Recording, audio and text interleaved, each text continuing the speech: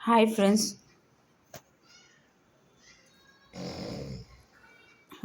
ఈరోజు నేను కొన్ని విషయాలు చెప్పబోతున్నాను.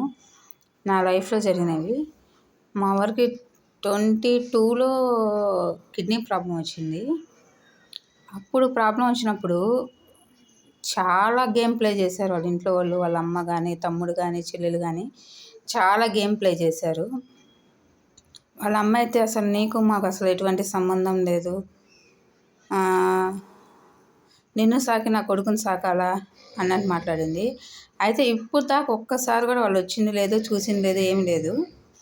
కానీ అందరికీ బయట ఏం చెప్పుకుంటారంటే మేమే ఇల్లు చూస్తున్నాం, మేమే డబ్బులు ఇస్తున్నాం, మేమే చేసుకుంటున్నాము అలా చెప్తున్నారు. ఈ రోజుల్లో తల్లిదండ్రులు కూడా చాలా దుర్మార్గులు ఉన్నారు నాకు తెలిసినంత వరకు.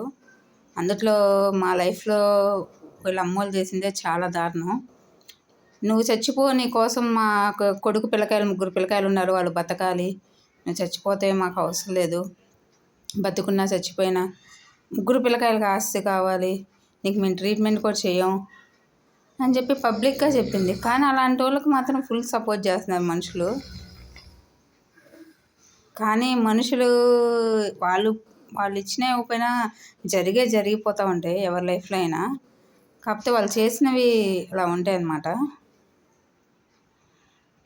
ఇలాంటి వాళ్ళు కూడా ఉన్నారు. మళ్ళీ వాళ్ళు మేము ఉండే దగ్గరలోనే ఎక్కడో ఒక చోట, అంటే ఎప్పుడు దాంకొనే ఉంటారు, ఒక ప్లేస్లో ఉండరనమాట. అదేందో వాళ్ళు అలా ఉంటూ కూడా ఒక్క ప్లేస్ కరెక్ట్గా చెప్పరనమాట, అన్నీ అబద్ధాలు చెప్తున్నారు. ఇలా చాలామంది అమ్మాయిల విషయాల్లో చాలా విషయాల్లో మోసం జరుగుతున్నాయి. జాగ్రత్తగా ఉండండి ఫ్రెండ్స్. చాలా దారుణంగా ఉన్నారు మనుషులు. మళ్ళీ వాళ్ళ విషయంలో వచ్చేసరికి వాళ్ళ అమ్మాయికి చాలా చాలా చాలా ఫేవర్గా చేసుకున్నారు. ఆ విషయం కూడా ఇంకో వీడియోలో షేర్ చేస్తాను నేను. ఏమిటని అంతా క్లియర్గా చెప్తాను. ఎంత క్లియర్గా చెప్తానంటే ఆమె గురించి కూడా. వాళ్ళ విషయంలో వచ్చేసరికి ఒకలాగా, పక్కన వాళ్ళ విషయం వచ్చేసరికి ఇంకోలాగా. సేమ్ సిచ్యువేషన్ వాళ్ళ దగ్గరికి వచ్చింది. అయితే సిచ్యువేషన్ వస్తే వాళ్ళ దగ్గరని మాత్రం దారుణంగా చేశారు.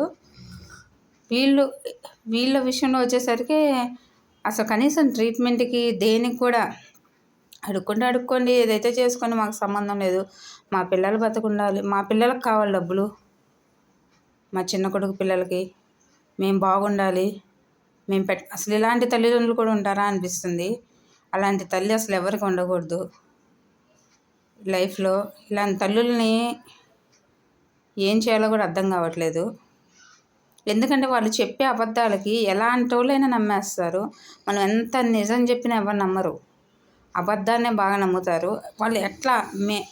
వాళ్ళు మాతో ఎవరు మాట్లాడుతున్నారో వాళ్ళే అందరితో మాట్లాడి వాళ్ళందరినీ మాతో మాట్లాడనివ్వకుండా చేయడం.